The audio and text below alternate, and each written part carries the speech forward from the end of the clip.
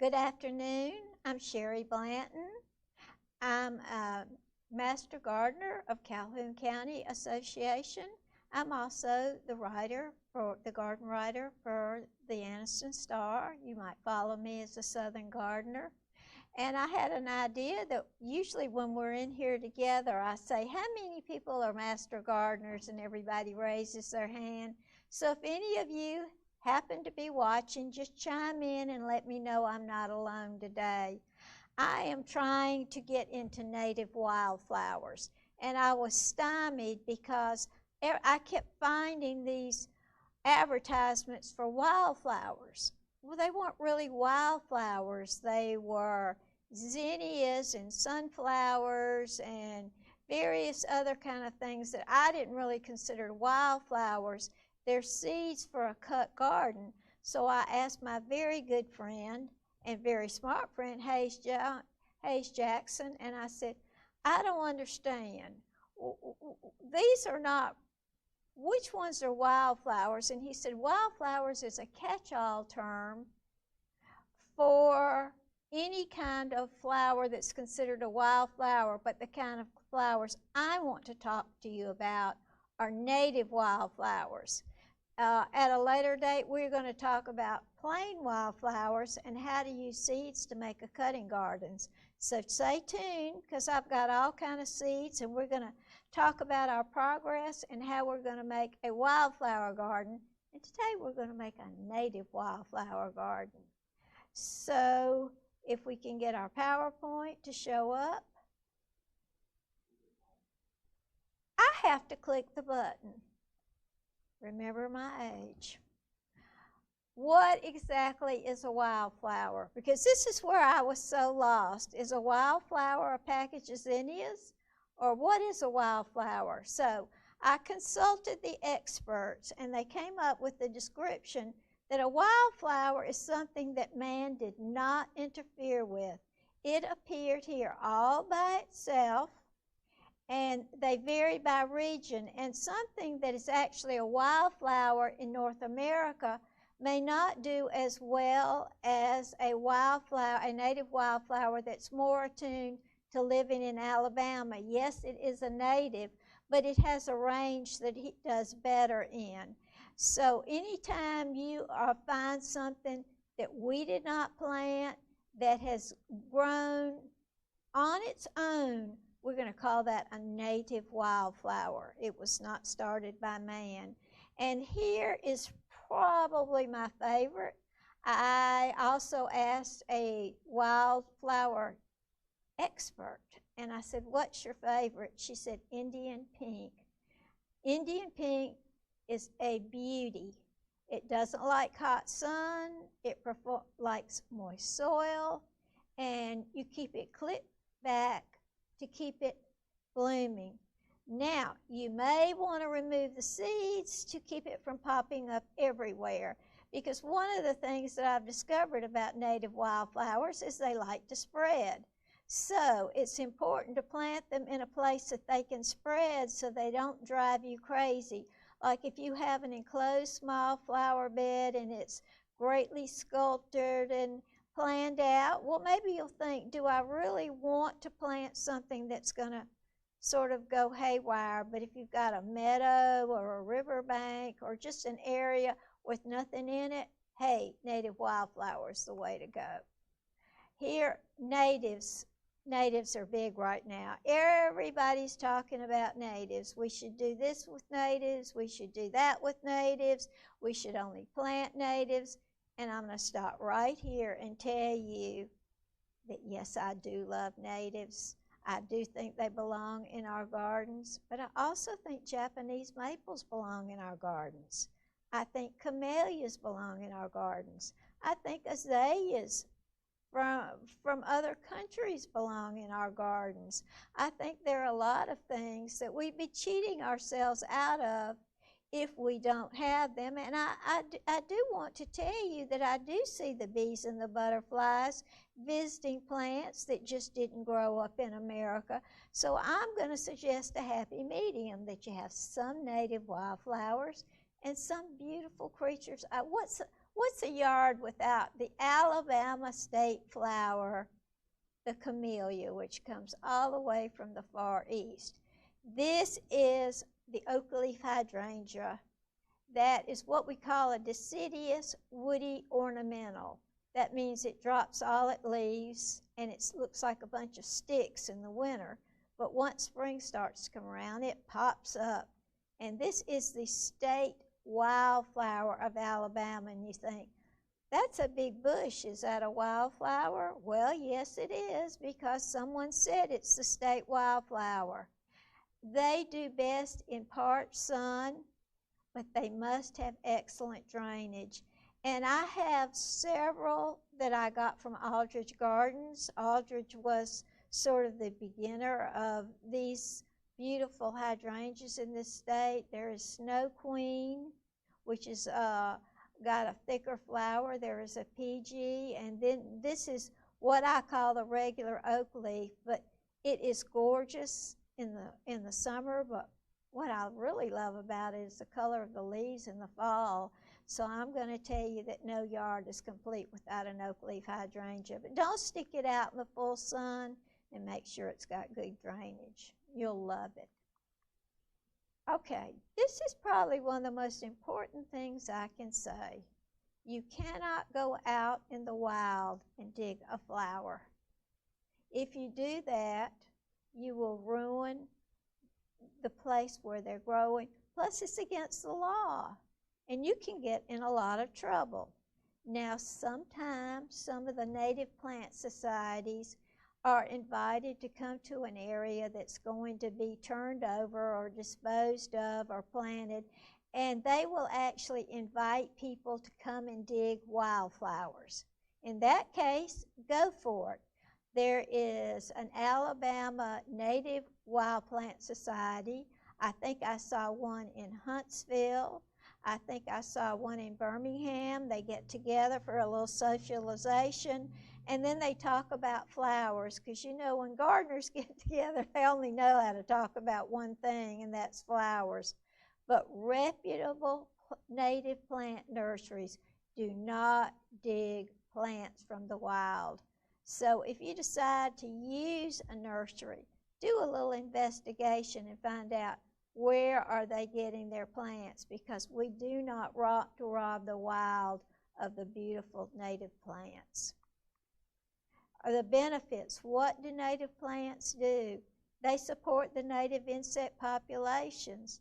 They help provide food for wild animals. They do not need very fertile soils. They're native plants, so they're used to Alabama. You know, after you live in Alabama so long, you kind of get used to it. It's hot and dry, and spring's in February, and then winter's in April. And you sort of learn to live with our peculiarities. Well, these native wildflowers have learned to live with our peculiarities. They take our climate, they take our soil, they take our water, and they get used, the insects get used to the plants that are growing here. They don't need very fertile soil, but I will tell you that most wildflowers do enjoy a woodland soil, and you can see this one with all the mulch piled around it, or the leaves, and they say the best mulch for a native wildflower is chopped up leaves. So you know all those leaves that you've been hauling to the street in those big bags? Well, you can actually take those leaves, chop them up, and use them for mulch. Okay, one thing, and those of you who have watched me know that I bring out this statement: I need to have a flag behind my head that says the right plant in the right place. You have to plant a native wildflower in the place that it wants to be. And many of them have very specific growing requirements. Are they drought tolerant? Maybe, maybe not. You don't want to stick one that needs water in a drought tolerant place because it may not live. Are they easy to grow? Just because they're native wildflowers does not always mean they're easy to grow. You have to make them happy. Plant them where they've been growing in their own soil and their own spot, and build that place for them in your yard to make them happy. This is one of my favorites, who a wonderful master gardener by the name of Linda McDaniel introduced me to, and she even gave me one. This is called a bloodroot. It is a woodland flower, and when I mention woodland flower, that means it likes woods, and it likes kind of the woodsy atmosphere with the leaves on the ground, and it's a little bit moist in there, and you have the tree canopies, and it is just a delightful flower. And I have ordered one that is a double, and I'm going to try to order some more, just because they say the more you have, the better chance they survive. This is what we call a spring ephemera. I'm going to use that word a lot, and I'm not going to explain it every time, because you'll say, well, what does she think she's doing? A spring ephemera disappears as soon as it gets warm. It comes and then it goes. And I like the term spring ephemera. It sounds very romantic. These do spread, and I'm waiting and hoping that mine spread, because they are a delight. And I believe the root, the reason that it is called bloodroot, that there's something to do with the root that makes it look like blood. Haven't looked at the root, just at the flower. Wildflowers in the landscape. You see why we do this. Look at the butterflies. They're drawn to these wildflowers, and if there's any reason to plant them, it's this. You know, I think that we humans have a romance with butterflies. We don't realize how wonderful they are. We just realize they're beautiful. Use them in flower beds under the trees instead of turf. We get so many calls. I hear from the extension agents, what can I put under a tree? Grass won't grow. Well, here you got it. Under a tree, woodland flowers. Create a woodland garden. Install a backyard wildlife habitat so you have your butterflies. You can take an existing bed and make it better by putting long-blooming native perennials in it. You can create a border, which is something I'm going to do this year. And also, you can plant them near your vegetable garden so you attract the birds and the bees to help pollinate your crops. These are wild asters, and it almost doesn't look real, but it is. But look at those butterflies. That's a treat for everyone. Those butterflies are actually picking up pollen and spreading it from one place to another so that the plants can propagate and spread. Adding wildflowers. This is out of my yard. These are a sort of a spreader, let's just say. A big spreader. They're called black-eyed Susans. And my sister usually say to me one time during the year, there are black-eyed Susans everywhere. Mine haven't done that, but I love them. They are so sweet. They need not much care. Don't overwater them. They can spread like crazy. But the cutest thing is that the goldfinches love the seed heads, and they will actually hang around and peck at the seed heads even if you're around. They do like full sun. So when you're going to plant your wildflowers, these are really the important rules for whether it's a wildflower, a native wildflower, any kind of perennial or an annual. Put the plants that like the same conditions in the same place. I guess y'all have heard me say right plant, right place till you're thinking, let's erase that part. But it's still the rule. And if a plant, one plant likes shade, one plant likes sun, hey, don't put them together. Somebody's not going to be happy. You can put the plants near large rocks to make kind of a statement point. I've got some tree stumps that I'm going to move around in my yard that I saved from the 2018 tornado. I'm going to address some, I have a lot of pests in my yard, and I'm going to dress them up with native plants and mask the wildflowers. That's how they are in nature. They're not little wooden onesie soldiers, one, one, one, one, one. They're masses. Then choose the times you want them to bloom. Some bloom early spring, like the spring ephemera. Some bloom spring through fall. And then there's some that actually bloom late fall and keep us company till the frost comes. When to plant. If you're working at trees and shrubs, you're going to go late fall to early winter is the best because you're taking advantage of the root patterns of the plants, and you are also allowing Mother Nature to do some watering. You're also taking a little stress off these plants because they only have to worry about growing roots and not about being the beauty queen. Potted perennials, you can really put them out early spring to late fall. And as a matter of fact, most nurseries mark down their perennials, about the third week in September. So that's a time you can really stock up. Seeds, some need cold to germinate. My new wildflower seeds are all in the draw with some things that I didn't know what else to do with them, so I put them in the vegetable draw. And hopefully they will get enough cold.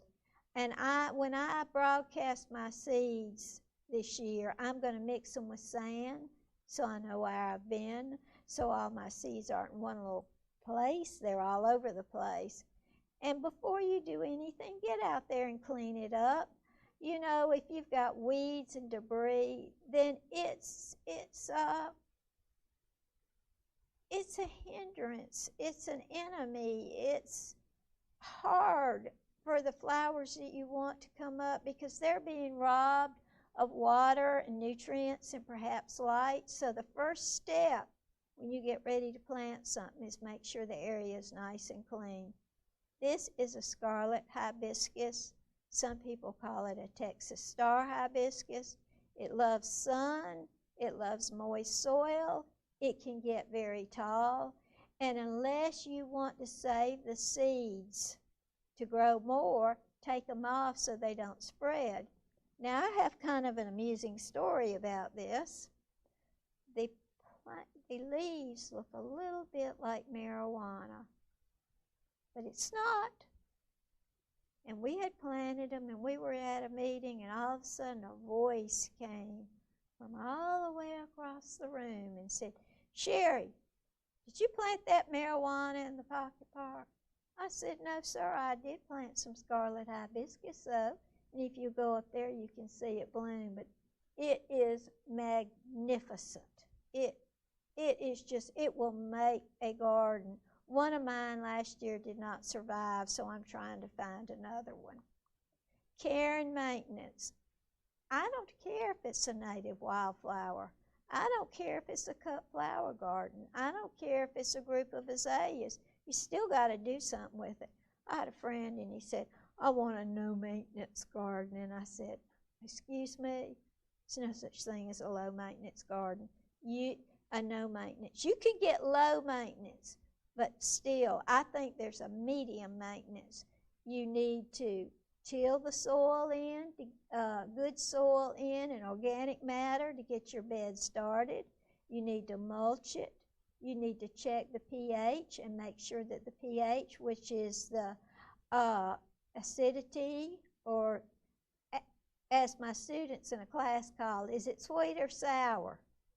So acid is a little on the sour side, and then you have the alkalinity, which is alkaline soil, which is a little sweeter. And it may vary from one flower to another. And trust me, if a flower wants acid soil, it will not thrive in another kind of soil. Pull the weeds up by hand. If you put in pre-emerge, it's going to keep the new flowers from coming up because pre-emerge keeps seeds from sprouting. This is one of my very favorites, and I promise you I'll not use that word more than 3 times. It is blue false indigo, or Baptisia australis. It is a summer bloomer. It loves full sun, and it is a magnificent plant. Mine is probably about 4.5 feet tall, and maybe that wide, and it really is something. Now, I cut off the seed pods because I kind of want to restrict it, but I do usually give the seed pods to somebody else. But this comes in yellow, it comes in white. I think I have even a magenta one, and give it plenty of room, and it is gorgeous. Know your wildflowers. As we talked about, woodland wildflowers are ephemera. Isn't that a wonderful word? They bloom under the canopy of deciduous and evergreen trees. They bloom in the spring and disappear. And I was talking to a friend, and I said, my flowers are all gone. What happened to them? Did they die? And she said, as soon as we get the first warm day, they said, I'm done. That's it. They will come up, especially in the woodland. And you see this beautiful woodland setting. Can you imagine all those leaves full of woodland flowers? They come up, they bloom, they set seed, they store the food in their roots for the next year. And when the forest canopy thickens up, they disappear. And give them a chance, put them in groups of 3 or more so you get more seeds and more plants. And if somebody happens to eat one, you've got 2 left. Summer perennials. As you know, perennials come back year after year, but I have to say something that is really important. Most people think that when they plant a perennial, it's there till they die. Not the perennial, but the person. A perennial really may only last 2 years, maybe 3 years, but it's not bound and determined to live the rest of your normal life. This is also one of my favorites. It's called threadleaf coreopsis or Zagreb's coreopsis. Victoria Dubose at Blooming Miracle said, you must have this plant. And boy, was she ever right. It can take drier conditions, but not drought, so I do water it. It blooms, and it has these wonderful little lacy leaves. And it's just, this is the one in the Jacksonville Pocket Park. And I do love it, and about 3/4 full of the summer, it starts to look a little ratty, and I do cut it back, but it comes back the next year. Purple coneflower. I have to say something about this before I introduce it.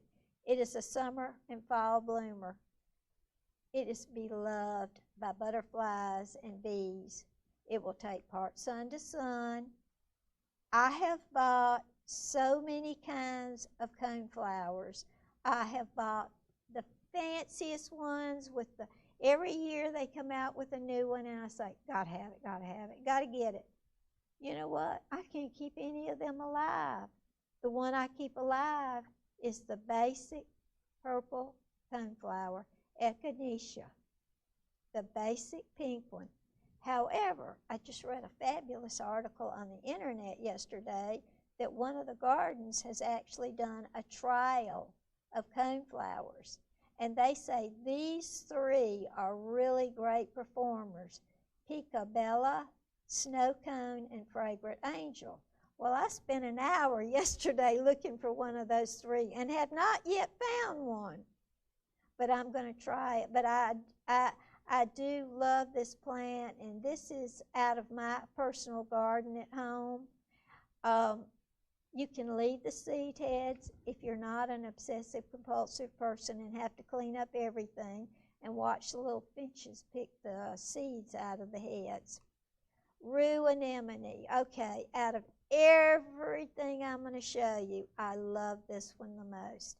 I've had it about 20 years. It has not spread crazily.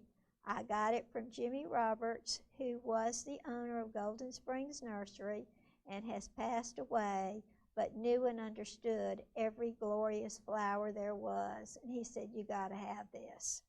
This is a woodland flower, grows in part shade.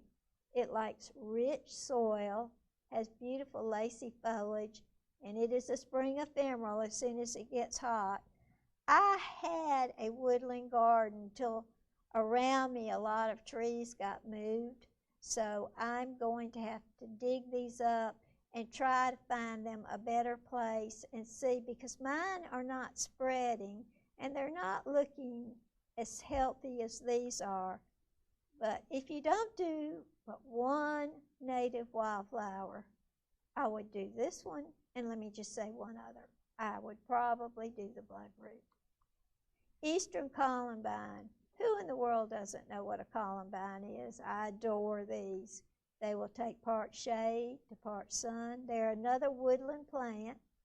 They do reseed heartily, and they will pop up everywhere. And they are the first flowers to bloom. I just went in a catalog and ordered just about every color. Now, this one right here, the Eastern columbine, is sort of the mother of them, and it does better than the fancy ones. But you know, us master gardeners, we have to try the new flower, and the seeds will pop up way far away from where you planted them. They do get these leaf miners on them, and I'm going to show you. They kind of crawl around and make little patterns on all the leaves. And it's an insect, so the best thing to do is just prune off the leaves and get rid of them. I love this one. Okay, this is my third favorite. It's Trillium. It's another woodland spring ephemera. It's coming up right now. It's spread by seed, and it must be spread by bird seed because I've got it all over my yard where I didn't plant it. But it is such a delight, and you see right now it's popping out from the pine straw. And this is in my yard. There are all kinds of trilliums. There's white trillium. I've seen them with red flowers. Little by little, I'm going to have trillium all over my yard. They don't take up much room, but they sure do make a gardener happy. Green and gold. You can see they planted this one around a tree stump. I'm going to try this one again this year because I have some places I'd like to put it. It's another one of those woodland plants. It will form a nice, dense, matte brown cover. Do not overwater it or it will disappear. So don't be standing out there or having it under an irrigation system because it won't be happy. Heartleaf ginger. This is another one I love. It is known as an evergreen ground cover. It may get some little flowers, but they're very hard to see. They like regular water. They clump, but they don't go crazy and make a big mat. And I have not actually ever seen a bloom, but I adore the leaves. This is another one to go in your woodland garden. What I do at my house is I have a lot of camellias, and I limb them up a couple of feet off the ground, and it's shady, and then I put things like the ginger and the trillium and the little plants like that. I make myself sort of a little garden around it, and it all fits together. You put your rue under there, and it's really remarkable. So limbing up camellias is not a sin. Cardinal flower. This is a new one for me. It was given to me again by a very sweet friend by the name of Linda McDaniel, who knows everything there is about native wildflowers. It takes some sun, but it doesn't want to be in the whole sun. It is pollinated by hummingbirds. I'll have to watch that this year. Now, they like moist roots, so I'm actually putting mine in a bog garden. I built a bog garden out of a great big pot, and I filled it up with peat moss and sand, and I'm actually going to put that in there and see how it does in a bog garden. Dwarf crested iris. I have not seen this one, but I've ordered it. It's a woodland plant. It's an understory plant. This would be one of those nice ones under a camellia. They spread by rhizomes. I don't think they're obnoxious, because I've had an iris that was obnoxious. And I think this one has good manners, and it blooms in the spring. But isn't that a charming sight, that blue? American alumroot. I included that one because it is Heuchera americana, and it is actually a heuchera plant that is native, And it's not like the heuchera plants that you go into all the stores and they've got them in every color and size and flower color. This is one that is an evergreen perennial. It's tough. You can put it out in your yard, but watch the water, and it doesn't care much about fertilizer. It is related to all the heucheras that we buy now, and there are dozens of them, but it lasts longer. Sometimes I have really good luck with my fancy heucheras, and sometimes I don't, so this year I'm going to try one of these. Virginia bluebells. I had some of these, and I'm not quite sure where they went. Someone might have eaten them, or they were unhappy. These are woodland flowers. They like the shade. They bloom early, and they're another ephemera. They're going to die back in a few weeks. But okay, picture this. It's been really cold. We're all miserable. We've got pandemic cabin fever. We walk outside. The weather's just started to warm. We find Virginia bluebells. We find trilliums. We find rue. We find all the little things that start coming up. And just think what joy they absolutely bring to you. You may have even forgotten you had it. It may have spread. But right now I'm really big into any joy that can deal with the past year and the number of friends that I have lost in the pandemic. So I'm finding my happiness in Virginia bluebells and Cranesbill or wild geranium, another woodland flower, likes nice soil. And this one doesn't require anything. It just grows. Woodland phlox. I've already ordered this one. It does like some organic soil. It does like a little shade. It takes a little sun. It will spread, and it stays evergreen. But I'm on the hunt for this, and I think that I have found it because I can't imagine how beautiful that would be. And I have kind of a woodsy section in my backyard, and my dog is not me too happy when she finds out it's full of flowers. Partridge berry. I haven't ever grown this one, but it was fascinating. And I love the berry. It almost looks like it has a boo-boo in it. It doesn't like the sun. And I'm using the word dryish woods. That's not my word. That's a word used by Dr. Larry Mellenchamp, and I'm going to show you his book. But I didn't know how else to call it besides dryish woods, so I borrowed that word. That's a deer plant. Butterfly weed. Hey, everybody, right now, go to your catalogs, go to your seed books, buy butterfly weed right now. The monarchs need the butterfly weed. That's where the monarch larval caterpillars hatch. That's what they eat. That's what the only thing they eat. And if they don't have those, they will starve. Here's another one that grows in dryish woods. It blooms like you have this is mine. That's what mine looks like.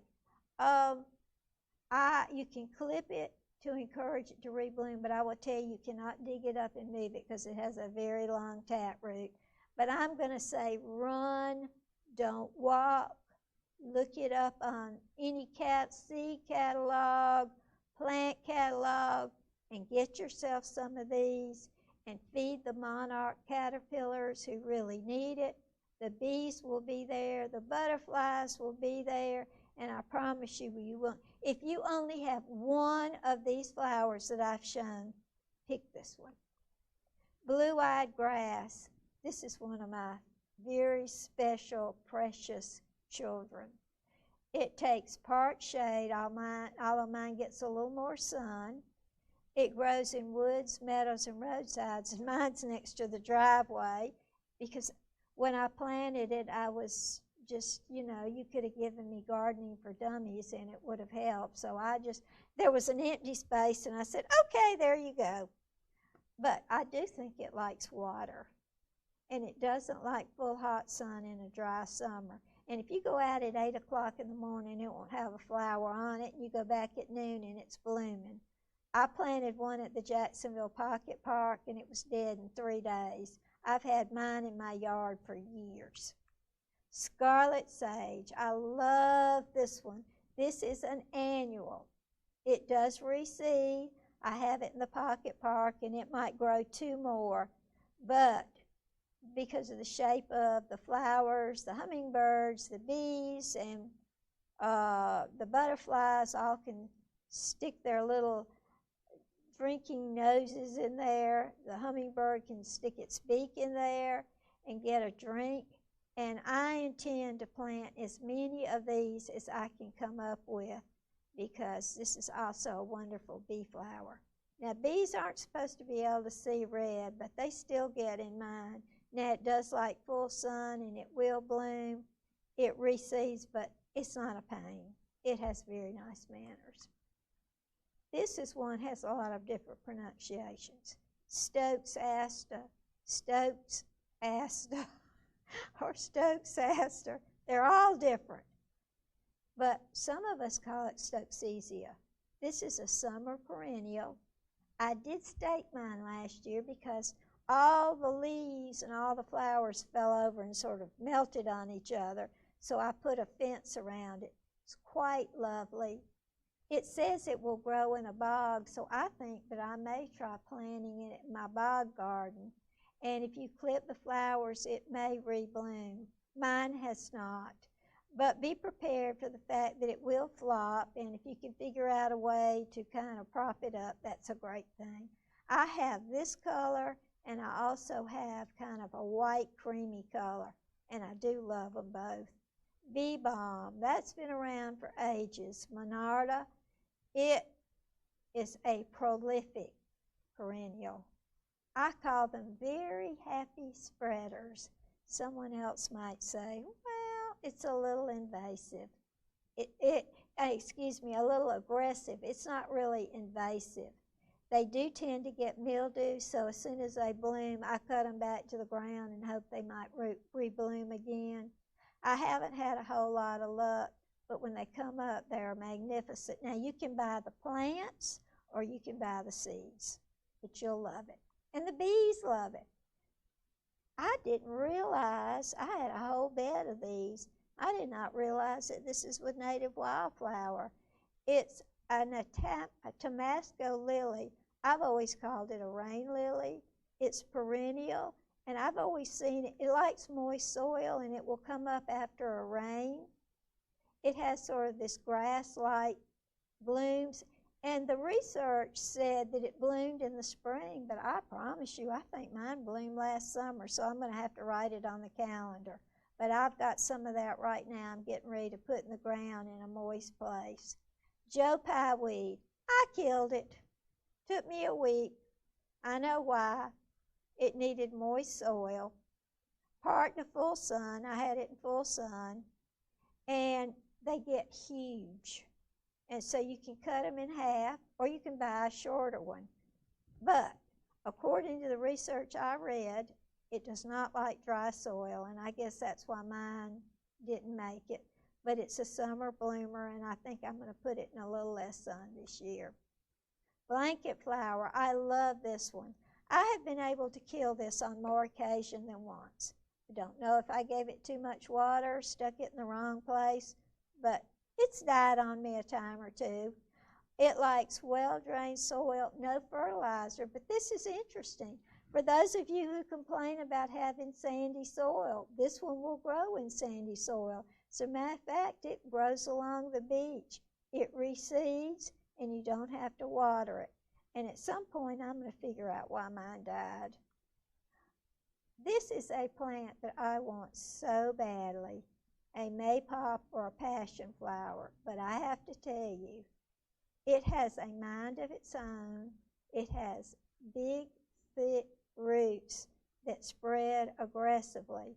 So I would suggest, if you really wanted one, to put it in a large container.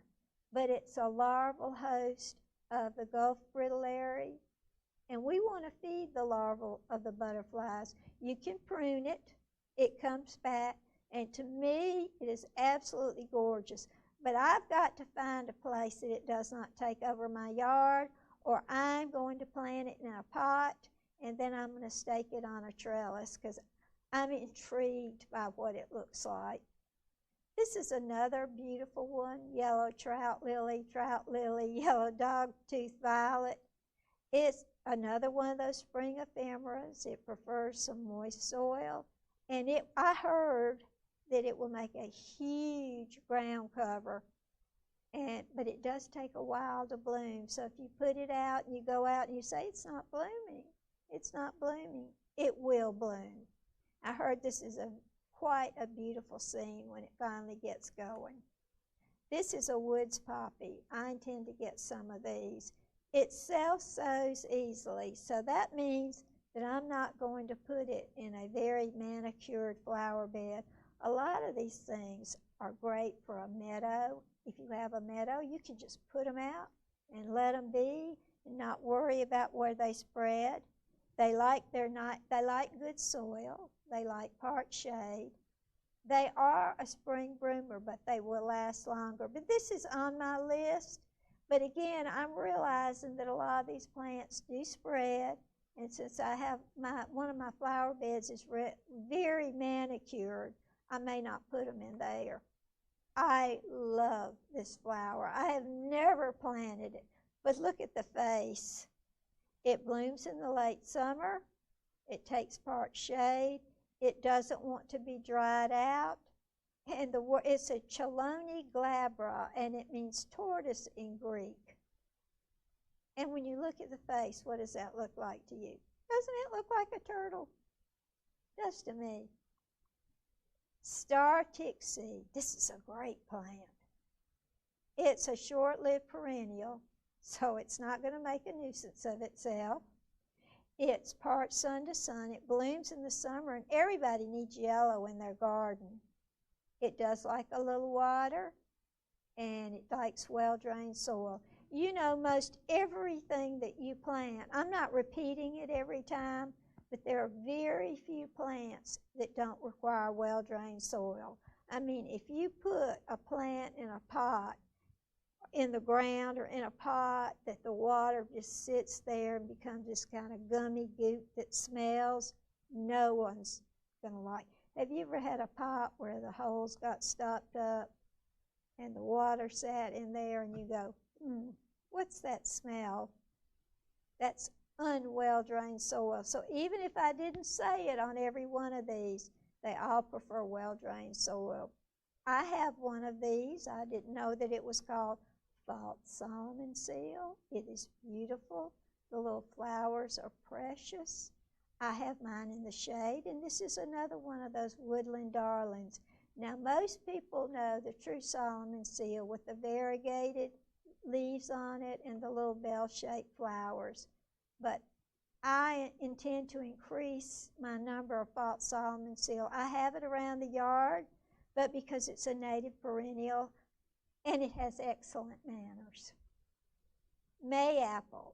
I haven't had this one, but I've discovered that people adore it. Now, the one thing is, don't plant it with your other wildflowers because it will be a bully and a thug, and it will drive everybody else out. It is woodland soil. It will bloom in the spring, and just realize it's a bully. So don't put it with your other wildflowers. And it doesn't take any, bullies often require no care.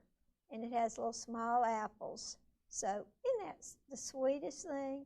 Just don't plant it with everybody else. Jacob's ladder. I've never had this, but I think it's beautiful.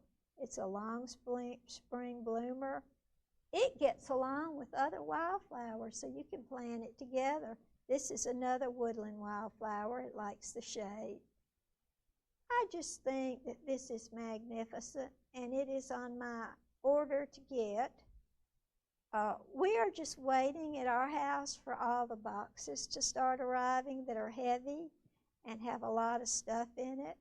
And my husband is in charge of opening the boxes, and he says, it says live plants. What does that mean? I said, oh, that means I'm going to plant it, okay? But sometimes he's a little overwhelmed by how many boxes come in, and occasionally he will look over at me and he said, and where do you intend to plant these? One day I drove up from a nursery and he walked out to I drive his truck on major nursery expeditions. He looked in the truck and he said, what are you going to do with these? I said, plant them. What do you think? Swamp narrow-leaf sunflower is gorgeous. It'll take any kind of condition. It blooms in the fall, and it will spread, but if you give it less water and less fertilizer, it will have better manners. This is also great for a meadow, and maybe perhaps not in a formal garden because it does like to spread. But hey, if you've got a garden and all you want is wildflowers, hey, go for it.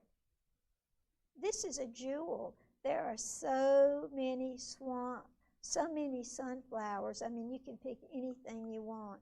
Red yucca. It's not really a yucca. It's called a hesperalo. And you can see this one's at the beach in the sand. I had one, and it was a magnet for hummingbirds. But the thing that kind of bothered me about it is it grew like this, like this, like this, like this, like this, like this. And the flower sort of ended up over here, and it would block the sidewalk. So if you're going to use this, give it a good place to live. It loves full sun. You see it at the beach, and it will take dry conditions. But hey, there's a lot of people that have dry, sandy conditions, or who just don't like to water. And it is a gorgeous plant and will be visited by the hummingbirds. I have mixed emotions about this plant. I had one, and now I have 300. I don't know how it spreads, but it is all over my yard. It is in my lawn. It has moved from one side of my garden to the other. I guess it says here it spreads aggressively. It blooms in the spring and summer, but I will tell you, it is gorgeous. But the minute it quits blooming, go and cut it back to the ground. And they're very hard to dig up. So I put down on it, buyer beware.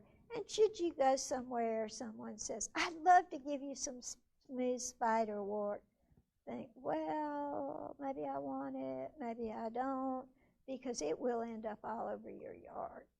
Obedient plant. See how it spreads?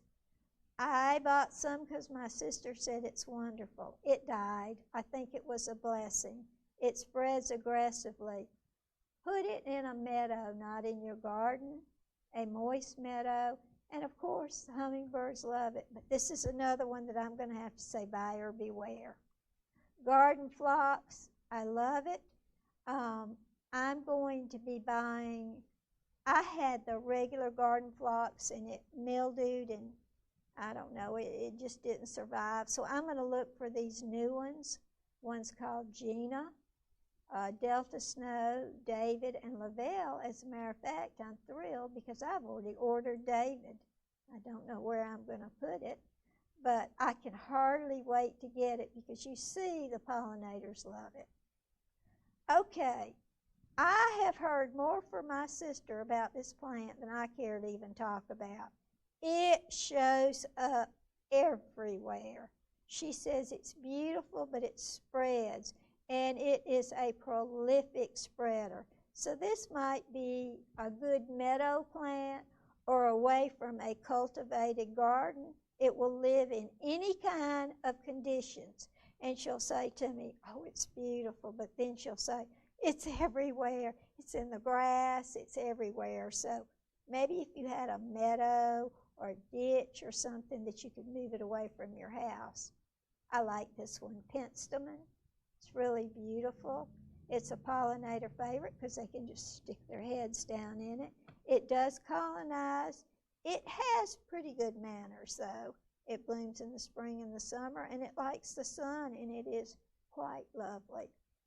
And I'm going to end. I'm a little bit early, but I wanted to show you a couple of things. Ralph Waldo Emerson said, "The earth laughs in flowers." And I think that's what we do. I think not only does the earth laugh in flowers, but I think people do. I think people laugh in their successes, and I think they laugh in their failures. But without flowers, it's a lot harder to laugh. I was packing up my bag, and I realized when I got to the library that I had forgotten one, but I'm going to tell you about it. This was my guidebook. I'm going to make sure you can see it. It's by Dr. Larry Mellenchamp, and he was assisted by Paula Gross. And this is a Bible of wildflower plants for our area. They have got not only the wildflowers, but then they've got vines, trees, anything that, this is all about natives. And natives are the way to go in the garden because they feed our creatures, they feed our bugs, they feed our insects, they feed our pollinators, they feed the little caterpillars.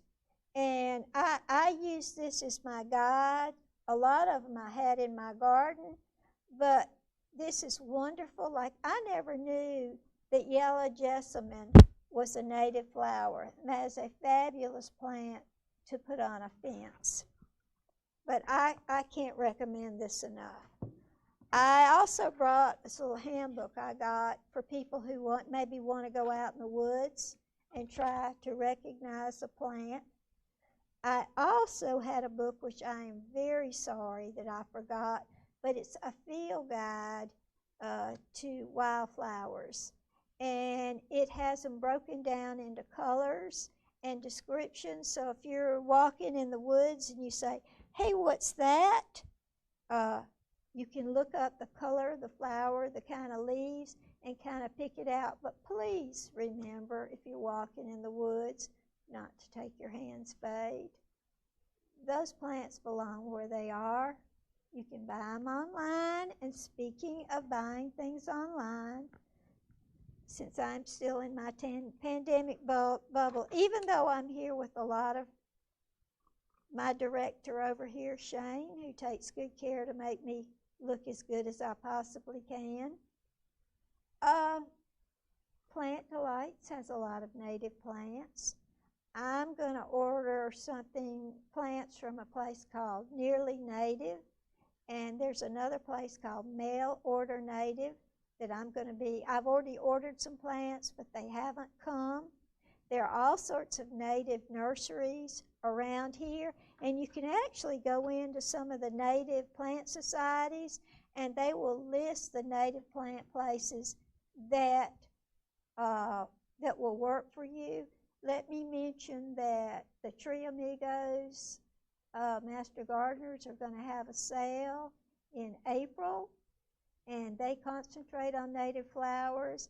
And Longleaf Botanical Gardens is also going to have a sale in late April, and both of these will be advertised, and they have a lot of native flowers. But there's so many on the internet, but you want to check out the nursery. There's a place called Garden Watchdog, and you can go up and look at the nursery, read the reviews, talk to the people. But I have a very long list, which is probably going to be longer than my yard is wider. And I was thinking about whether my neighbor might let me plant them in her yard. But I'm so excited to try these. I've got a few, and I want to do more. I want to help the environment.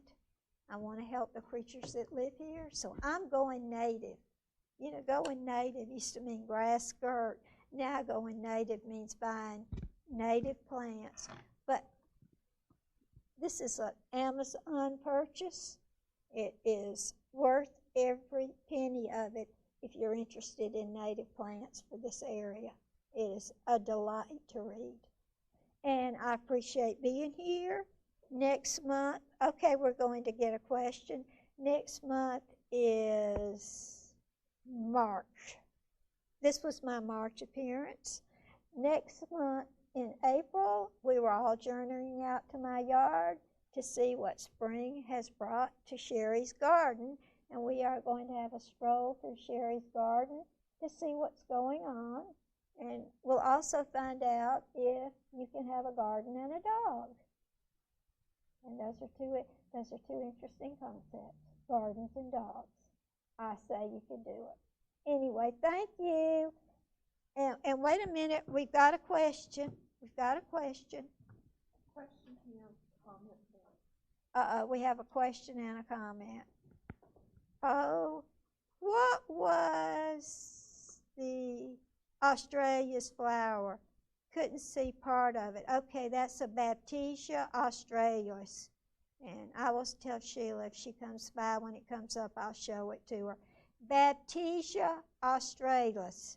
And you can get it in lots of colors. And Lavella Weld said she loves to pull back the leaves to find the blooms. And you can, let me show you how to do it. Yeah, on the heart. It's on the heartleaf ginger. What you do is you get way down on your hands and knees, and you pull the leaves apart, and you find the little flowers close to the ground, and they're almost like little jugs. They're not typical flowers, but you know, us gardeners, we don't mind getting dirty and crawling down on our hands and knees. I go places, and I'm sure people think, oh, Sherry has become a bag lady, but there's always a garden to dig in, and then you always have an errand. So you're always got dirty knees. But come again next month and watch us stroll through my garden and see what spring has brought to us. And I thank y'all all for coming. I thank Teresa Kaiser, who's the terrific director of the library, for letting me come and talk to you. And I thank Shane for doing the wonderful job he has of putting this together. Please remember, we are on Facebook Live. That means there's no editing, so if I messed up, it's there. And then we will also be on the YouTube page for the Public Library of Anniston-Calhoun County. So if you have one of those nights about 2 o'clock that you can't sleep, you can always watch this and learn a little about gardening. And thank you. Come back next month.